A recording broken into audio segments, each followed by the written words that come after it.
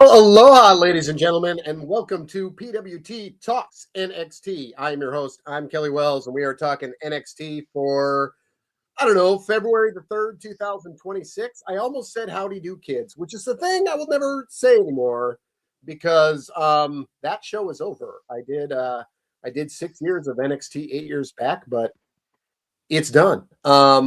So there is that. I loved every second of it. There might have been some seconds I didn't love, but I loved almost every second of it, and it was good. And if you didn't listen to it, you should have, and you still can because it's in the archives. Got to make hay on this one because we got not only a ladder match to talk about, but a whole bunch of other much too fast-paced things. Babyface tag teams that don't like each other, and yeah, and all that on top of the news of Ava, and then some talk about NXT in the Royal Rumble. So, okay. All that said, where do we start? Do we start Royal Rumble? Let's start. I wasn't going to start with this main event, but then the main event was the main event, and it was pretty good, and we should start there. So I was going to start with Rumble chatter, but this main event was good enough that it earned the spot, Nate. So Joe Hendry.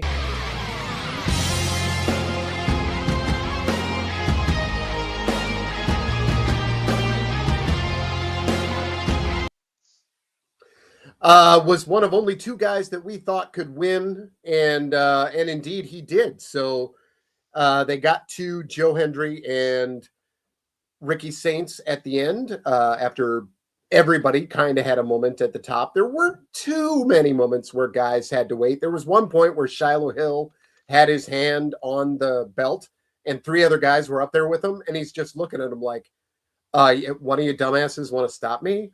So Jackson Drake finally throws a right at him. A couple of moments like that. Keanu Carver was buried, I tells you, by a bunch of ladders.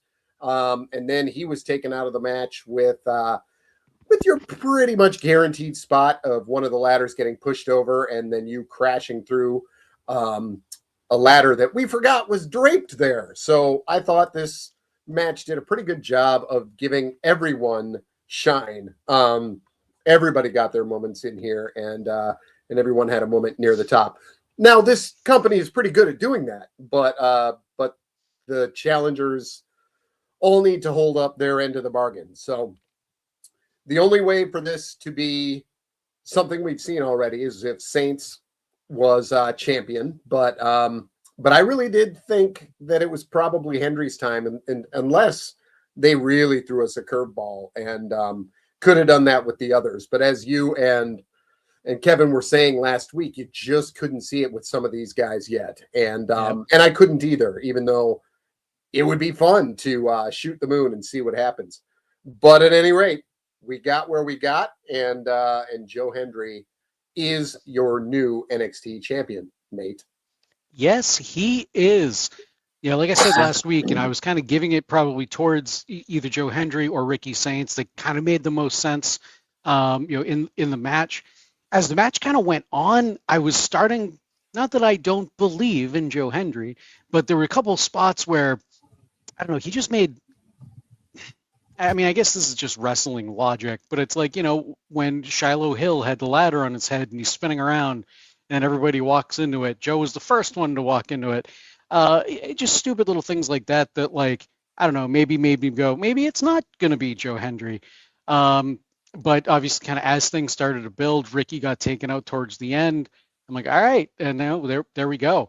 Like you said, I think everybody got their moment in this match. I really, Jackson Drake. I was really, really impressed with him and Sean Legacy in this match. Not that I haven't been in the past, but I feel like the two of them, and maybe Jackson Drake, maybe slightly more, really, really shined here.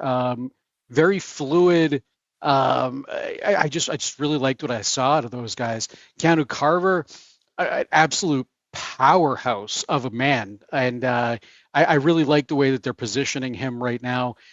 I understand what they were going for with that ladder spot where they took all these. How many ladders did they put under the ring? My God!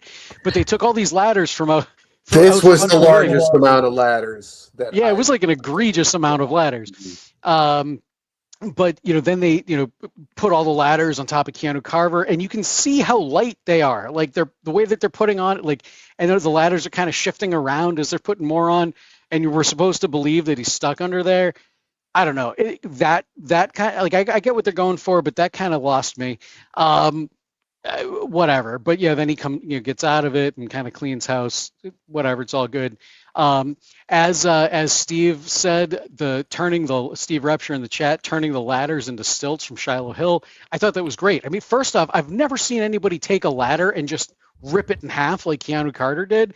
But then Shiloh Hill grabbing each half and then using them as stilts is kind of dumb as it is. Like, if you think of it from an actual fight perspective, like, yeah, I'm going to make some stilts and like walk over to this ladder.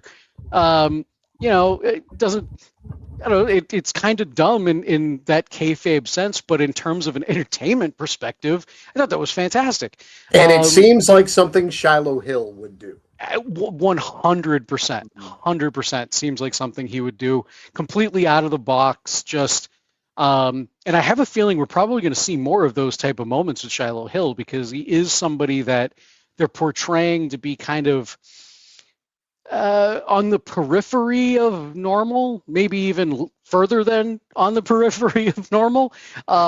So yeah, I can't say enough about this match. I was kind of worried going into this match because of the lack of star power coming in. But like Kevin and I were saying last week, it would be kind of cool if they did put the title on somebody that was new and up and coming, give us something a little bit different. And as Triple H would love to say, bring us into a new era of NXT. But I'm completely fine with what we got. Joe Hendry, I feel like, is a deserving champion.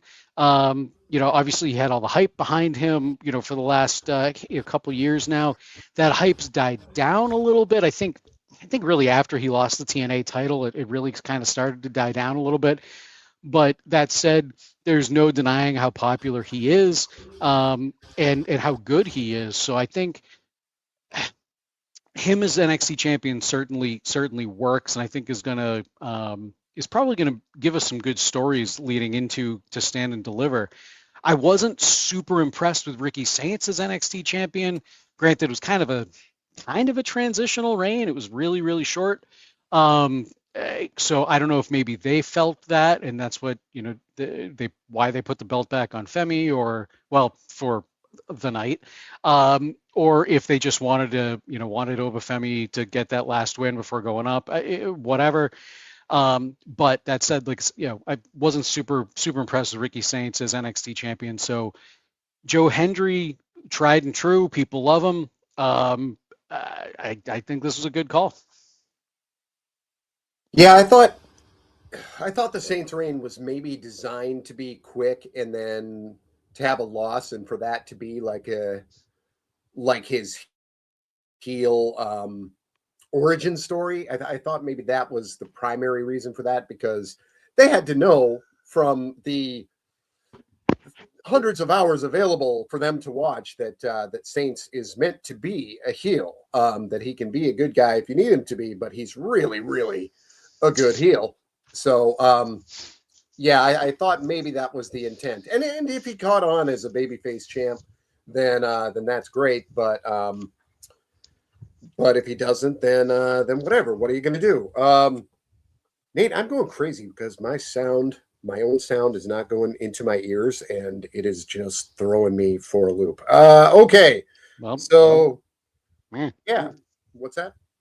I don't know. Your sound's going into my ears just fine. Yeah, I mean, I guess that's good.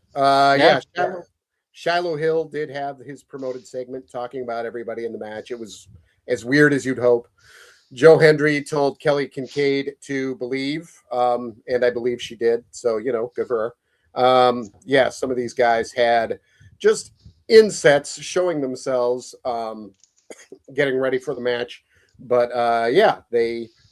I thought built well to this, including having a ladder briefly show up in the opening match, just so they could establish the existence of ladders here. So in your opener, Thea Hale versus Lola Vice versus Izzy Dame. After, by the way, the announcement that Rob Stone is your interim general manager. Didn't say that he was the general manager of the future. Why don't you talk about that while I have a miserable coughing fit here? All right, you do that. All right. I'm okay with Rob Stone being GM. Obviously, we saw Ava, after last week's episode, she put on Twitter that she, Kelly, I think I'm gonna mute you if I can. I don't know if I can. Yes, I can. I'm gonna mute you. All right. We saw Ava leave the company, post on Twitter, and then posted a great follow-up comment about the state of the country, which was fantastic. Anyway, not going to go down that route. So I was really curious to see who the GM was going to wind up being. Robert Stone was somebody that did kind of cross my mind, but at the same time, I was really hoping we were going to get William Regal back. I mean, he's back with the company. I don't know exactly what he's doing with the company right now. I'm sure it's out there and known. I just don't know what it is right now. I don't know. He was my all-time favorite NXT GM. I think he's the best NXT GM that they've ever had. And I was really hoping to see William Regal. We still could potentially see William Regal, as Stone is, as Kelly said, the interim GM. But I have a feeling it's going to be a few weeks, maybe a little while longer than that before we find out who's actually going to step into that role. My guess is they don't even know who's going to step into that role just yet, which is why they kind of leaned on Robert Stone. My guess. I'm okay with it. Like, Robert Stone, I think, is entertaining. I did, leaning back to or kind of going back to what he was doing with Von Wagner as his manager. I thought he was entertaining. Obviously, and then stuff, other things that he's kind of done and whatnot. He's entertaining. However, don't like the stipulation he put on the women's tag match next week. I think that's kind of dumb. So his first decision was questionable. But maybe that's why they made him the interim GM, because they know he's going to make some weird decisions. I don't know. But yeah, I'm fine with it, and I'm really keeping my fingers crossed for a William Regal return, even though I know that's not going to happen. Okay, I think I'm done coughing. Although I like what Steve just said. Regal has a 2-word vocabulary, and that's true. That's true. I'm fine with that, though. He does yell those out. That out pretty great. Thea Hale versus Lola Vice versus Izzy Dame, your opener. All of them with 4 letters in their first and last name. All of them 2 syllables and then 1. Nate, I cracked the code. That's how to be a star. Izzy Dame defends her North American Championship against Thea Hale and Lola Vice by finishing off Thea Hale after Lola Vice got attacked by Kalani Jordan outside the ring. This one went 11:45. I thought it was okay. All the same pitfalls that I kind of hate about triple threats. Especially in NXT for some reason. And the rules about disqualifications they loom large. It's very stupid that you can just do that. And if you can, why don't you do it all the time? But at any rate, Izzy Dame still North American champion. And Lola Vice still has never won a championship in this company, even though it seems like they like her, Nate. Yes. I don't know. I mean, Lola, I don't know. I don't personally, with Lola, I don't personally see what they see. I mean, I see what they see, but she's not, I don't know, she doesn't necessarily do it for me. This match, like I said, I thought it was pretty good. I was really rooting for Thea to get the win back, but get her title back. But I don't think the company is as high on Thea Hale as a lot of fans are. And then that's fine. Izzy Dame, as a heel, she's been performing really well. We've talked about how she's kind of taken over as almost like the de facto leader of the Culling. So I think holding on to the North American title and kind of continuing that heel reign certainly works. obviously they played into the fact that there's no disqualifications in a triple threat match with Kalani Jordan coming in, and kind of ruining that finish, or ruining the match. I don't know, interfering in the match. Corbin, what are you doing? My dog wants to go out, and now he's running around the backyard. I don't know. He wants to come in now. There we go.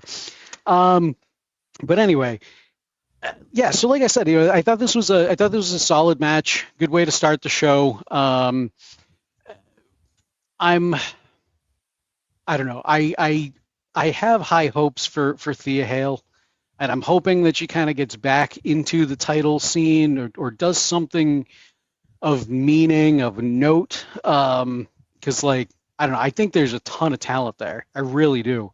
And I don't know why they don't tap into that a little bit more. But I don't know. I'm not part of the company. I just talk about it. So yeah, I think that's really all I got to say there. Yeah. Okay. All right. As my cough drop is stuck to the roof of my mouth, let's go to Zaruka versus the Elegance brand. Let's go to the Royal Rumble, actually. Okay, so they mentioned a lot of people that were in the Royal Rumble, some who were recently in NXT, some who were less recently in NXT. Like they covered Jordan Grace, even though she's not really NXT anymore. So so what's the cutoff? But Jordan Grace, of course, did her thing in the Rumble, wasn't in there for a super long time, but got, I think, 3 eliminations upon showing up. Lash eliminated 5 people in her segment, and boy, that crowd just turned on her hard.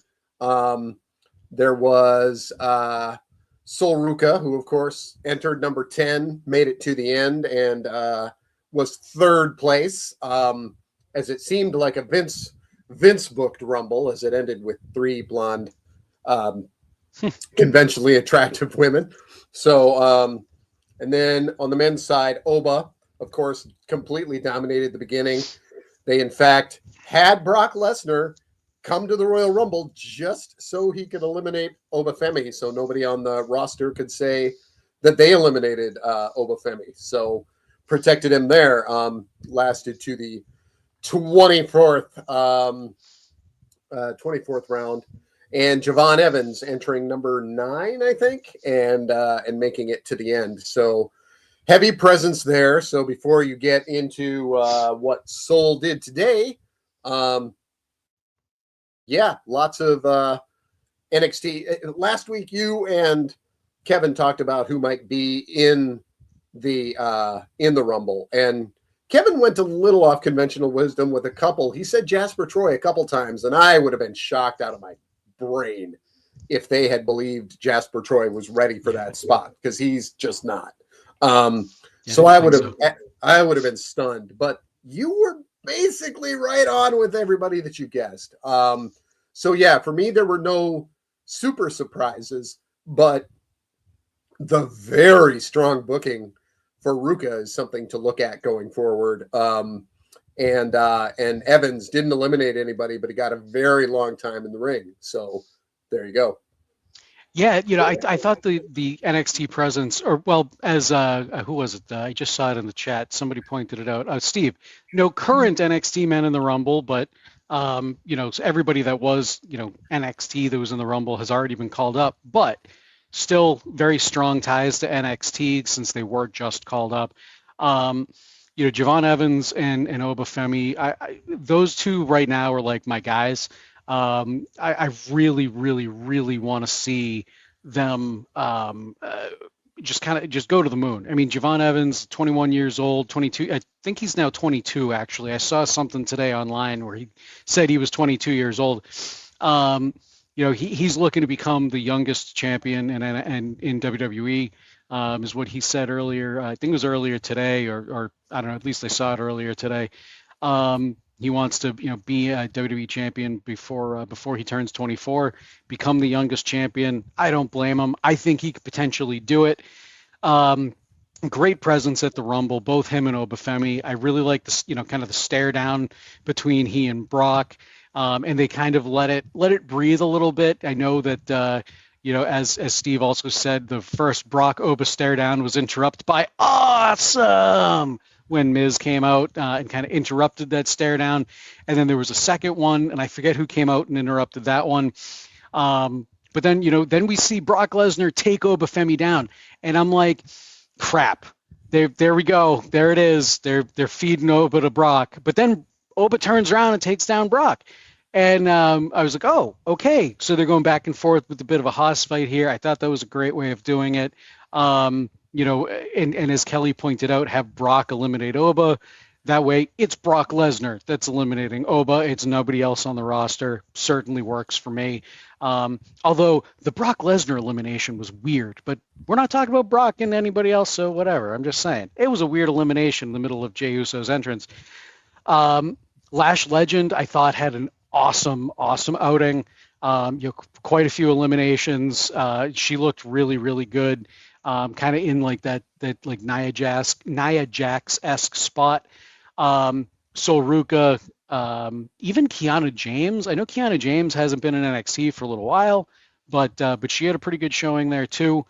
Just mentioned her just because she missed so much time with injury that on some level I still think of her more as an NXT person than main roster person. But they gave her like half an hour. When she came out number 3, I said to my wife, well, Kiana there wearing a houndstooth couch from the right, is probably going to be the first elimination, and she was not close to the first elimination. I feel like she was. Time.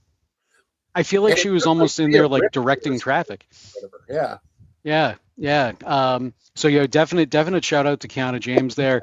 And like we were talking about last week, who the potential people were going to show up. It was like, well, who wasn't on the show? Who wasn't on the show last week? That was probably going to be who was going to be in Saudi Arabia. They were probably traveling, do media appearances, things like that. So JC, Sol Ruka, it certainly made sense. Sol Ruka, man, I don't blame Zarya for being jealous of her because like she's getting all of the, I don't know, she's not only getting all the opportunities, but she's also delivering with those opportunities. I think a lot of people that may not know who Sol was, know who Sol is now. Now, granted, Sol was in the Rumble last year. Sol's done a couple other things on the main roster, but to find herself in the final 3 with Liv Morgan and Tiffany Stratton, both former champions, that really, really, really says something. She's not even called up yet. She's still in NXT, but they put her in that spot. I think the company is immensely high on Sol Ruka, as are all of us, I'm sure. Great showing, I think, from NXT in the Rumble. So there's that. Then going into the women's, actually, we already talked about the women's, the North American Championship. We did. That's I did this so I could segue into a different one. Yes, that's right. So go ahead, segue. And I didn't even really think of JC and Kalani, although I guess we'll kind of get a excuse to talk about them later. Zaruka versus Elegance Brand. If you know the storyline here and you've seen wrestling more than once, you know how this is going to happen. Zarya desperately wants to be the one to win this match. It ain't happening. And Ruka tags in, and long story short, contrived story short, although the move itself looked silky smooth, Ruka hit Zarya with a soul snatcher. Elegance Brand picked up the pieces, and one of them, let's say Heather, pinned Zarya. 11:33, and then afterwards we got JC Jane calling out Sol Ruka, just putting her over and saying that's my new challenger. Not sure how much I love the heel champion being a really powerful champion and calling out literally the best challenger. But they did what they did with JC, and JC is doing well with what they're giving her. Zarya came out and said, no, me. NQCC came out and said, no, Kendall. And Sol Ruka showed up, and this is where Rob Stone came out and blew Ava out of the water because he's better at this than she is, and made a tag team match and said the winner of the tag team, the person who scores the fall will get a title shot. I love the fact that no matter how many times they change GMs, they all come up with the exact same ideas, almost as if they don't have any ideas at all. Right. And they're just being told what to do. But there you go. Well, apparently they're just following the very beginning of the NXT GM's handbook. Sure. That, I don't know. I'm just trying to find a kayfabe excuse there. Yeah. So with the match, Zaruka versus Elegance brand, you saw, I basically expected exactly what we got. Zarya kind of not tagging in Sol Ruka. It started during their entrance. Zarya's on the, kind of kneels down doing her thing, and then Zarya just pushes her over. I think I said Zarya. Sol Ruka's on the ground doing her thing, posing, and Zarya just pushes her over. And it was, wow, my Boston just came out, Ova. That was weird. That threw me off. Wow, I never say that. I don't know how that came out. Anyway, but yeah, I kind of expected this match to go the way that it did, with Zarya, in the ring, kind of choosing to do this on her own, as she kind of preempted during that backstage segment where she was talking to Sol, prior to this match. She said this is for her. She's doing this for her. She needs to win for her.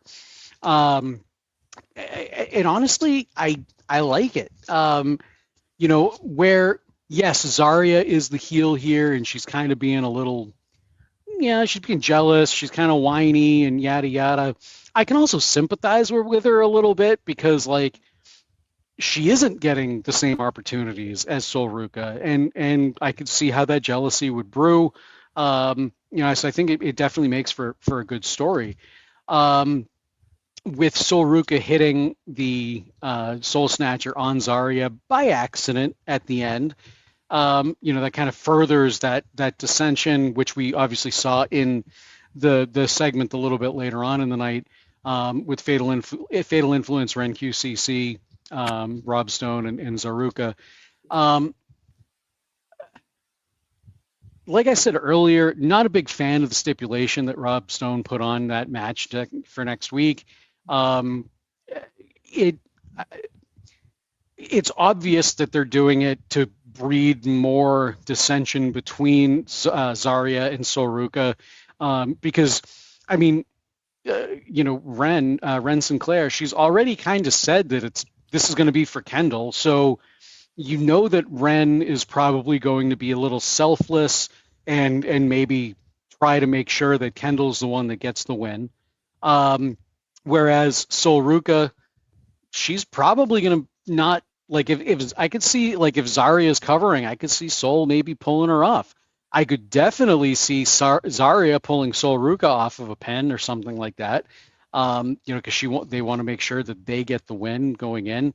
And even in this segment tonight, now that I think about it, Sol Ruka even kind of said that Ren and Kendall are still friends, kind of saying that, all right, maybe the friendship is over and this is going to be their last match as a team. So yeah, I don't know. I think it's a little bit predictable because of that stipulation that we're going to see probably the end of Zaruka next week. But then again, we've been predicting the end of Zaruka for 6 months now, so who knows? Yeah, I don't know. Not a big fan of that stipulation. I think they might have been able to go about it a different way, but it is what it is. We'll get through it. We'll see. Most likely Kendall Gray wind up getting the win next week, and then move on from there. Or we'll see Sol Ruka get the win, and Zarya get really pissed off and attack her afterwards, or something like that. But she'll wait until the championship match and then cost her. Yeah, something like that. So that'll be a good way for them to get out of it, keep the belt on JC. So yeah, it's been the slowest breakup ever. So why speed it up now, right? Let's see. We got Ryan Solorio in the chat saying, so we thinking Zarya is turning, or is it Sol? I think it's Zarya now. Yeah. At the beginning of this story, I thought they might make it Zarya, but it really, really should be Soul. And they made Soul act more heelish and selfish for quite a while, to the point where I thought that it was a failure if it didn't end up being Soul. But they either because she's getting called up or they just realized we shouldn't mess with her or whatever, they slowed it down. They completely stopped telling the story. And so they did slow that down. And sorry, I just got thrown by a message in the thing that said, Kelly, you're forgetting Dom and Finn as the slowest turn ever. Also Ryan Solorio. Yes, that was one too. So now they're really focusing on Zarya's jealousy, and almost to like a sneering mustache twirling level. It's they're really, really laying it on thick with this, to the point where I'm like, well, if you're gonna do it this heavily, why not just do it? The subtlety in this story is completely dead. Before we get into the two quickie matches, let's go to Tony D'Angelo. Yeah, he spoke. He did. Went out there. He said that he hasn't gotten to speak in front of us all for 7 months. He said, "Let me turn the lights on so I can actually see you when I'm talking to you." Went through the fact that he was attacking everybody in sight because he wanted people not to know what he was up to, which I don't know if that's a great explanation, but it's an explanation, and at least they did that. And then he said, but I'm back for two reasons. One is I want to deal with Dark State. And two, well, I'll tell you after I'm done dealing with Dark State. Now, I don't know if you know this, Nate, but I got my issues with Tony D'Angelo. Really? I didn't know that. But this was a really good outing. I thought that this was pretty good stuff. I thought that he had a mission statement. He got that out, but he actually left us wanting more, because he said, you'll find out after I'm done with number one. And I assume number 3 is Profit, if this is an Underpants Gnomes kind of thing. You're right. Because we don't know step 2.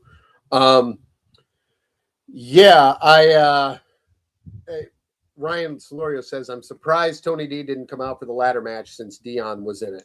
Yeah, and that was something they could have done. I'm glad they didn't overbook that. If this was main roster, or if this was a pay-per-view, they probably would have made sure that he was part of it. But this being a TV match, I assume that's why he was just left out, so they didn't muck it up a little more.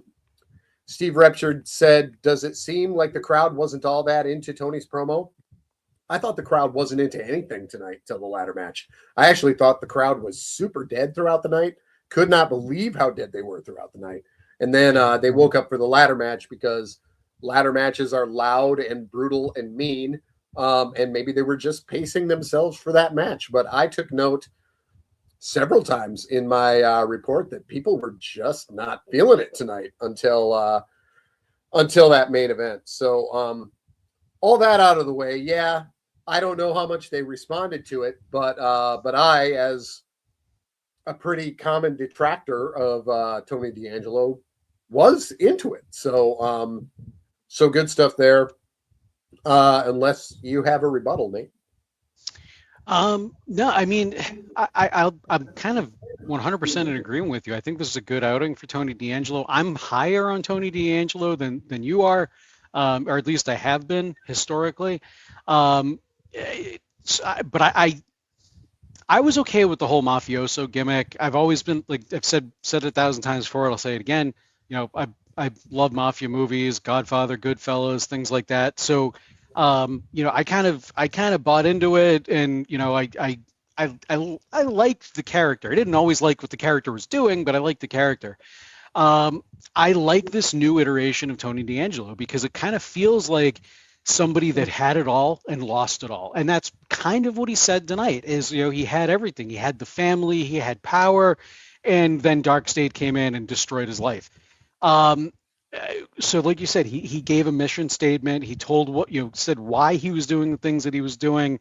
And he left us wanting more with kind of leaving us that cliffhanger of what that number 2 is.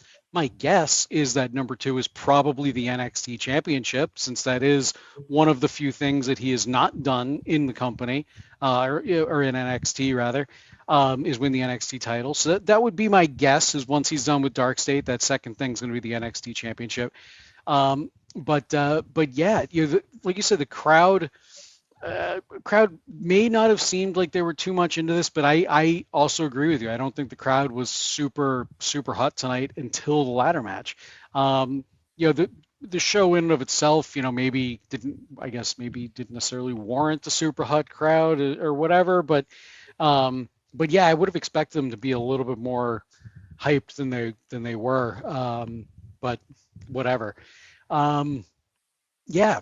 So, thumbs up for Tony D'Angelo. I like the new look. I like the new attitude. I like the new entrance and the music. Well, I like the music for NXT WWE music. It's still not great, but considering what they're putting out, it works. Yeah. So thumbs up for me for Tony D. Chase U had a scene where Stax showed up with Lexus and Ariana, and they had their little chat about Lexus said, standing in front of me is all the potential in the world, but which one of you is it? I liked that quite a bit. And you knew who he meant, but we got there later. Chase U faced Stax and Lexus King later on. And it was basically the same as the women's tag match because one guy wanted to be in there the whole time. But this time the other one got pinned. Cale Dixon gets beat. And Chase U is down to 2 members, counting Andre Chase. So is it really a university at all? Unless, there's a bunch of unnamed people still sitting in classrooms. It's gone from a university to a study group. There you go. But yeah, Uriah Connors, who they have been talking about as the son of a legend and everything like that. He clearly left and made a point to catch up to Stax and Lexus and Ariana. Now, this would be perfect if Stax was the son of a famous wrestler, but they're so close. And then they had their scene with Gray and Sinclair and Dempsey was down in the dumps because he also lost about the other match that we haven't talked about. Yeah, last week when you were talking about Legacy, the name you could not come up with was Sim Snuka, and it was driving me crazy. Thank you. Crazy, because I actually really dug Sim Snuka. He was a wrestler who had to go by the name of Deuce, which is not ideal. Or was he Domino? I think he was Deuce. I'm pretty sure he was Deuce, yeah. I think so too. So, yeah, it was him and one of the Samoan dynasty that did not catch on, and I think it was another 4-letter guy. Now it's my turn to forget somebody's name. Yeah, 2 guys who didn't make Legacy that were all fighting to be part of Legacy, and I thought they were all going to be Legacy. I really did think it was going to be a 5-man faction. With Orton, DiBiase, because both of those other guys were better than Ted DiBiase Jr. And Cody and Sim Snuka and oh boy, Manu. Yep. It was Manu. They were both vying to be in that group as well, and there was even a scene where they told Deuce that he wasn't in, Sim Snuka that he wasn't in. And he was seething, like, seriously. And I was like, sweet, he's going to feud with him. And then that was just the end of him on TV. And I was like, well, they had a feud built in. They could have done that first, if anything, if nothing else. I thought he was underutilized, even though he got to be the tag team champion for a while with Domino. And he got to run around with Cherry. And I think Cherry is one of the underrated babes in WWE history. So Chase U loses to Stax and Lexus King, and Uriah Connors, his birthright as a Finley is to be a very bad man. So now he will get to be one, Nate. Yeah, I mean, Chase University, you knew they were going to be losing this match because that's just what they do, is lose matches. I don't know. I like this kind of Legacy 2.0 faction that is building here. yes, Stax may not necessarily fit in as he's not a second generation, third generation wrestler, whatever, but Ariana is, she's with him, so whatever, it works, I guess. But I do like the fact that they're starting to lean into the, because like Lexus King, everybody knows he's Pillman's kid. They've mentioned it a handful of times in NXT, but I think they kind of wanted him to stand on his own without Pillman's legacy behind him. But I like the fact that they're kind of still leaning into the fact that he is second generation. Ariana's second generation. But they're still playing it as like an if you know, you know. They're not saying who the parents are, but they're saying that they're these legacy second generation wrestlers. So I think it's going to work, and it's going to be interesting to see, especially for somebody like Uriah Connors, who has been this perennial jobber now for a year or so that he's been on the main roster as part of Chase University, maybe a little bit less than that. I don't really know. Is this all of a sudden now going to lead to him getting some wins? Are we going to see some of that Finley, like Fit Finley stuff come out of him? Or what? I don't know. I mean, obviously he's, different build than Fit Finley. He's a lot leaner and a little smaller than Finley. And Finley kind of just had that scrappiness about him. Whereas I feel like Uriah Connors is more, I don't know. He kind of reminds me more of like a high flyer type. Maybe not. I don't know. But that's kind of what comes to mind right now. So I'm really curious to see what this means for not just him, but really everybody in the faction. Stax is the winningest of all of them. As the current TNA International Champion and former NXT Tag Team Champion and things like that, and the current Heritage Cup Champion, I think, maybe, I don't know. According to the website last week, he was still listed as the NXT Heritage Cup Champion. So unless they've taken it down in the last week, I don't know. So, are we gonna see Lexus King and Uriah Connors get some more wins and kind of be taken a little bit more seriously? I don't know.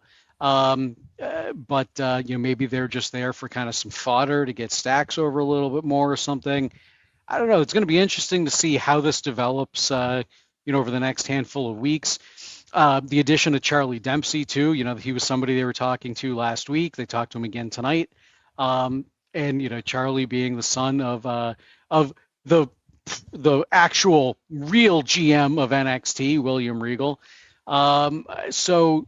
I like how you called him out as the best GM ever. I think there have been 3. Well, there was Dusty. There was then there was William Regal. Regal, Dusty, and Ava. Wasn't there somebody in between? I don't think so.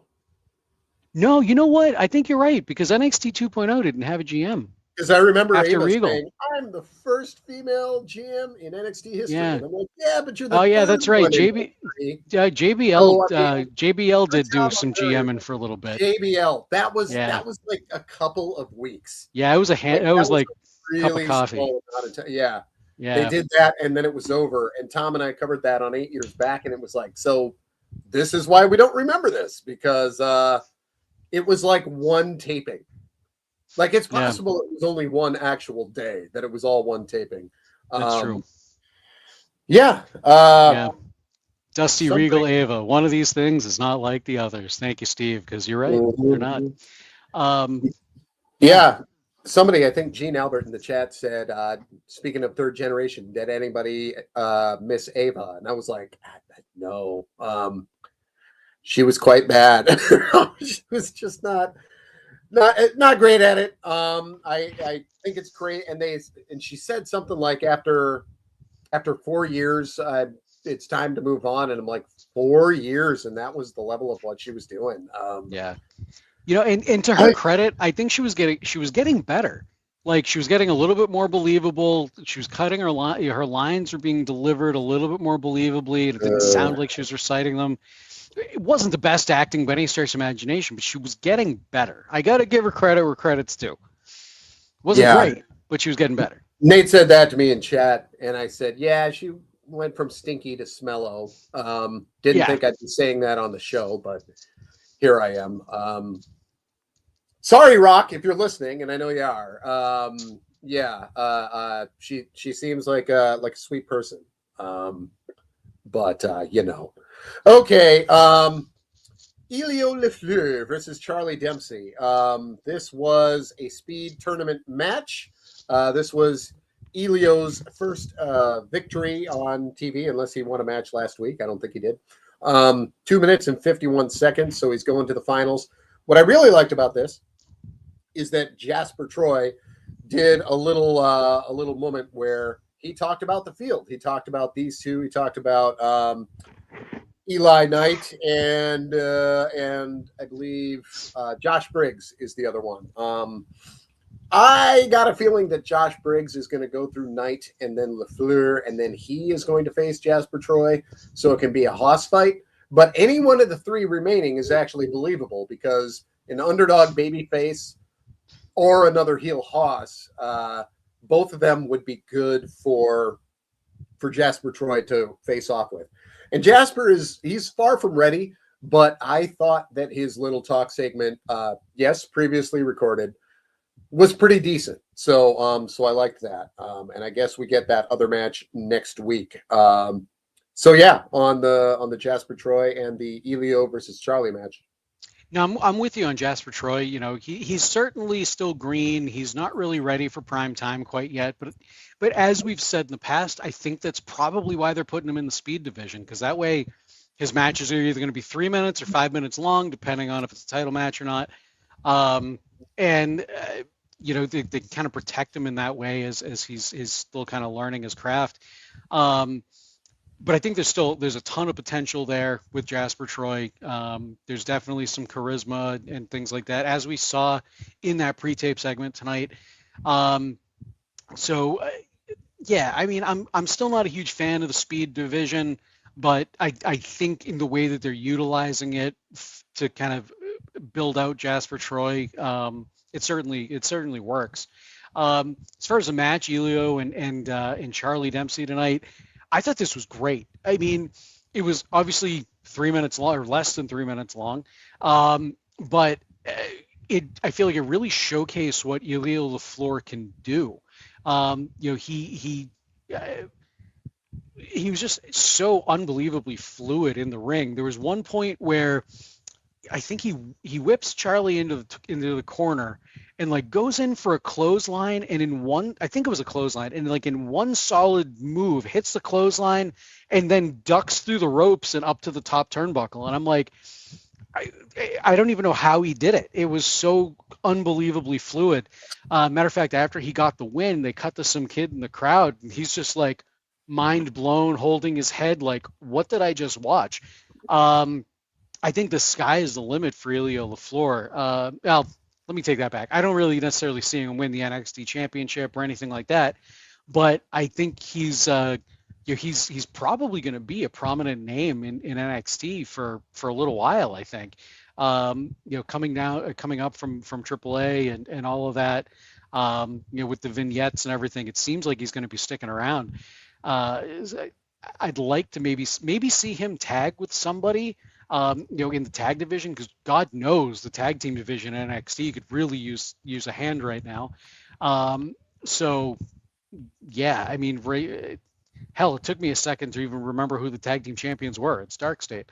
But you know, we could certainly use some more tag teams, and I feel like Elio tagging with somebody else and I can't think of who that person might be, but could really elevate the tag division. But until then, you know, in speed division certainly works and helps to kind of showcase his abilities. But yeah, you know, obviously, and as we're kind of talking about with that legacy faction, this match and Charlie Dempsey's loss kind of played into, you know, Lexus and Stax and Uriah Connors, you know, talking to Charlie and you know, trying to presumably convince him to join them, because they cut away before they really got into that conversation. So yeah, I think it all kind of works. You know, next week, Eli Knight and the dude with the smoking skull on his shoulder, Josh Briggs. Um, I could see it going either way. There's definitely part of me that kind of is with Kelly that thinks it could be a Haas fight, Josh Briggs versus Jasper Troy. I'm really kind of thinking, or I'm kind of hoping it's going to be Elio versus Jasper Troy. That like that babyface underdog, and I think Elio, I don't know, it just with his speed, his maneuverability, agility in the ring. I feel like you could tell a good story with him just kind of outpacing Jasper Troy to win the title, or maybe he outpaces Jasper Troy for the majority of the match, and Jasper Troy just hits him with some immense move right at the end of the match. That or just they takes run him out of out. time. Or they run out of time. They go, well, which would bring them into overtime because they've done that before.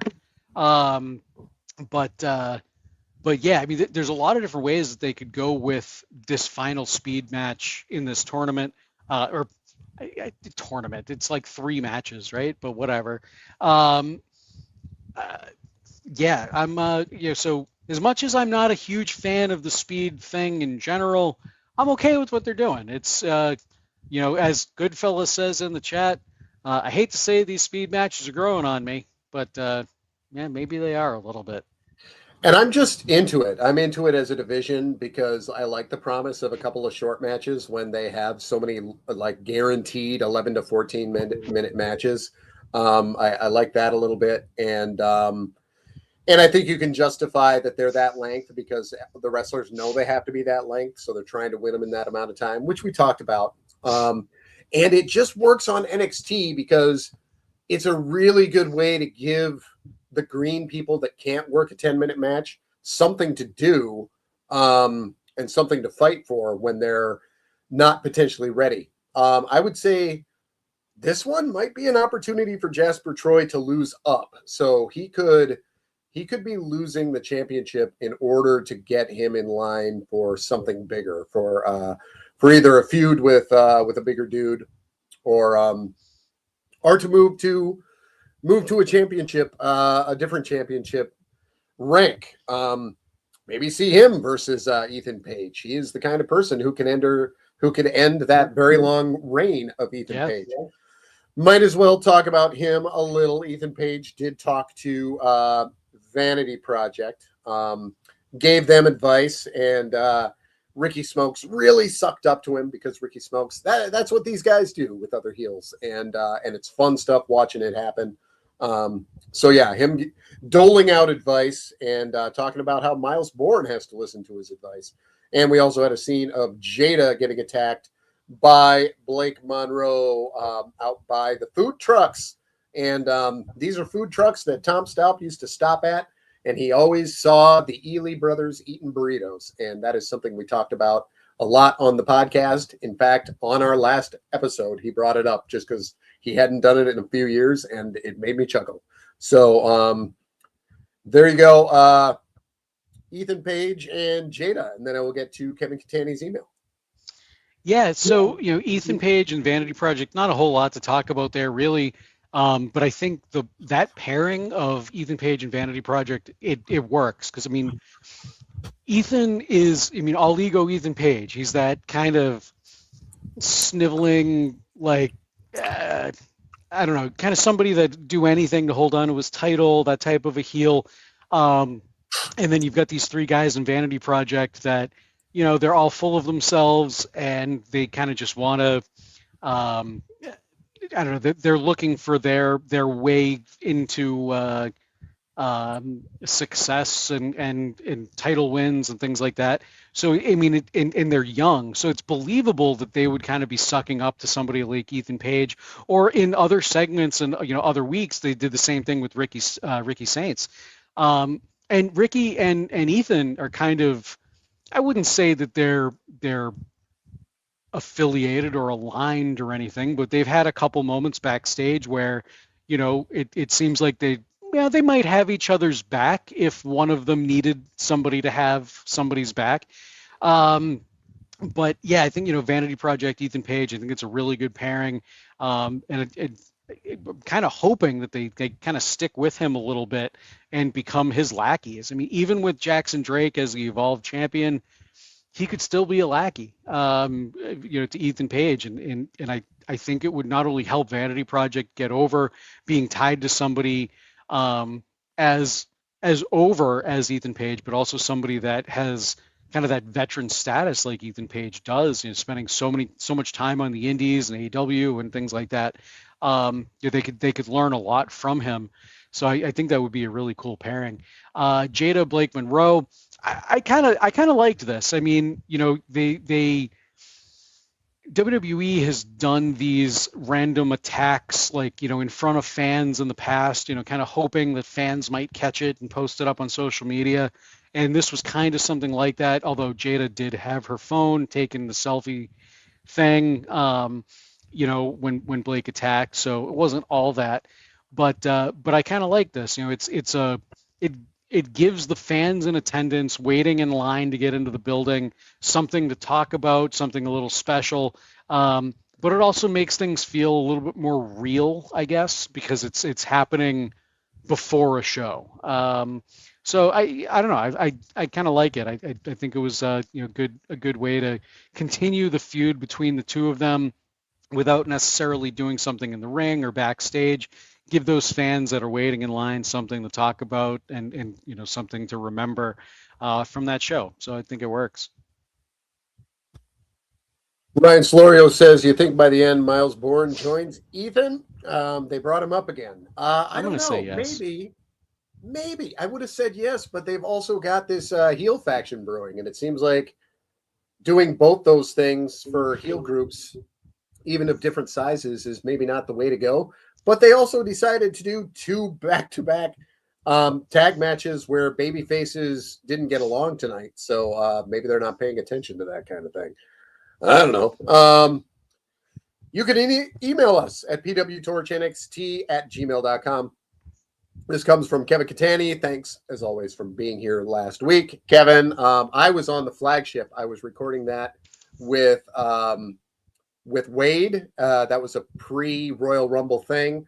Listen to that one. I am very, very passionate about the Royal Rumble, and I remember things that reasonable people would not remember because I've seen many of the Rumbles more than 50 times. I am not exaggerating. So I have a few things committed to memory that are bizarre, and I brought up many of them on that podcast. Okay. Katani says, salutations, gents. I believe I'm so excited that Joe is the champ. I thought the ending was creative, and I think there is some good drama in the match, too. I'm excited to see what comes next for Joe because he is definitely a fighting champion. Additionally, I think his pop tonight was very good. He might need to stay around NXT for a bit until more main roster fans have a chance to get to know him. I would also say because they need time to figure out who the next big babyface is going to be there. Like Hendry is anchoring it right now. In the absence of the guys who just went up. I also really liked the Lexus King faction development, and I'm interested to see how the group forms and what their mission is. Where do you all see this going? How big will Shawn Michaels let the group get? I don't know. Does Shawn Michaels have a kid that's involved in wrestling? Since I know we've all expressed our thoughts on Tony D in the past, where do you all stand on this character shift? Are we buying it? No. That's all for tonight. Go VIP and listen to 8YB. Thank you, Kevin. 8YB is now over, but you should go listen to it anyway. Office hours are now over. The professor, Kevin B. Catani, PhD. As I said, I'm digging what happened with Tony D tonight. I was hoping that once he finally talked, it would be worth listening to, and I felt that it was. It was standard-ish stuff, but I thought it was delivered well, and I'll tell you this, like, I know that Tony D is who he is in the ring, and that's nothing to be excited about, but I was still left thinking this was a positive thing in the end, rather than Tony should be gone, which is what I thought 2 hours ago. So I'm very much on the pro side of what happened with this, and hopefully whatever they did in the time off, He does look like a star. They're playing music that is supposed to be star-like. It's a little overwrought. It's a little lot, but whatever. They're doing what they can with him. Goodfella says, for those of you who maybe don't hear this all the time, Kelly went full babyface on Tony D. That was not on my bingo card, LOL, nor on mine. And I am me. So there you go. I think that otherwise we pretty much covered what you asked. Nate, anything specific there to add to Kevin Catani? No, not really. I think we kind of covered everything. So, Kevin, what's up? And hey, thanks for covering last week. All right. That, I believe, is our show. I got a day off tomorrow. I don't know what I'm going to do with it because nice. I don't do the podcast anymore. I've probably got some doctor appointment that I'm totally forgetting. Goodfellas said, fun show of NXT as usual with an excellent main event. Good stuff. It was a good thing. Oh, and Ryan Solorio says, by the way, Kelly finished the Rumbles you got me to watch. Okay. I said 92, probably 01, probably 10, and I might have said 05. I love 05, but I feel like I forgot 05. And I might have said 97 because it's so weird because a bunch of guys are in really weird flux and they're about to be stars. So yeah, if you were to either email us that maybe or throw a line my way, that would be awesome because I'd love to hear what you thought of the ones that I threw your way. So he said, I said 97, 2010, and both 2018. Oh, I can certainly see that. Because 2018 made me a very happy boy. And this year's, I haven't gotten to see it anywhere. Nothing wrong with it, but man, what boring choices.